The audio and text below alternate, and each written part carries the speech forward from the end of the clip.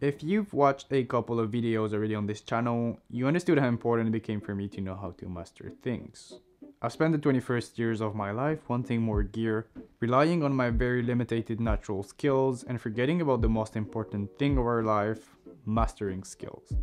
As an unconditional admirer of the Japanese culture, where mastering different arts as part of a DNA is searched by any generations, I had to follow the strict principle of Shuhari, the philosophical concept for mastery of skills and techniques where Shu relies on your protection and learning of the traditional form or technique, Ha relies on the breakthrough of this traditional form through mistakes and failure, and Ri relies on adding our own style to this traditional form that we've broke while staying confident but humble. This is the essence of my learning and hunt to master a new skill, coffee making.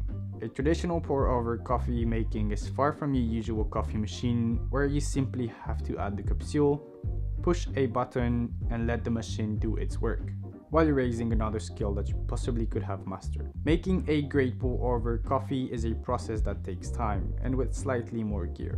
But all you really need is a dripper, a carafe, some cool looking filters, and a fancy kettle. It doesn't have to be fancy though, but mine is, so I'm bragging about it. Oh, and you usually need a digital scale as well, but I can't brag about this one since I cannot afford it just yet. Anyways, the first step for a successful pour-over session is to heat up your water at around 93-96 degrees Celsius or at around 200 Fahrenheit. Until there, I'm sure you can make it. While your water is boiling, you might want to start building up your coffee pour-over kit by placing your dripper above your carafe and by trick shooting your coffee filter just like that. And if you cannot do that part, well, get yourself a coffee machine. Now that your water is boiling, you can start the process. Start off by pouring a couple of milliliters on your filter.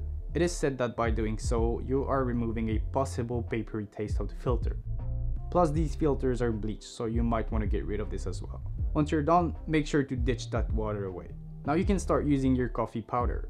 They actually are a lot of proportions when it comes to the amount of coffee and water you use. I usually put 14 grams of coffee, which basically represents 2 coffee spoons.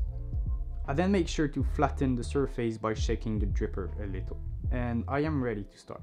Or start by pouring twice the measure of coffee in water to wet my coffee grains.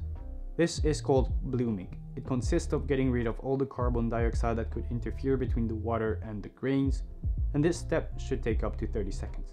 While the process of blooming is happening, I make sure to stir with the back of a teaspoon to prevent any channeling from happening, which simply is when water finds an easy way and goes straight to the bottom of the dripper. Once the timer is over, I start pouring my water again, in circular patterns and while making sure to always finish on the edge, just to not let any grain above the water level.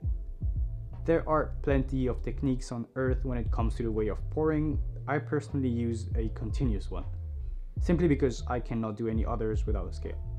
I therefore make sure to have 230 milliliters of water to pour when I brew 14 grams of coffee. I will continue pouring this way until I've used all of the water, while making sure not to pour too fast or too slow and keep a steady pace to avoid any bitterness or sourness. After all of the water made it through the coffee bed, you can get rid of your dripper and take your carafe. Now, I haven't found any purpose for this step, but it does look cool. So make sure to always shake your carafe graciously, just like this.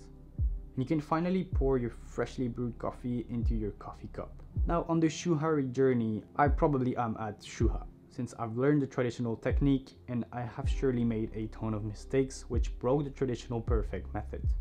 But I'm not close yet to be able to add my own style to this technique. And while I take my first sip of my morning coffee, I realize that my sayings were quite accurate. Mastering an art takes time, practice, and discipline before reaching a proper level. And I am surely not done drinking extremely better coffee in the morning, but I'll just swallow it and try again tomorrow.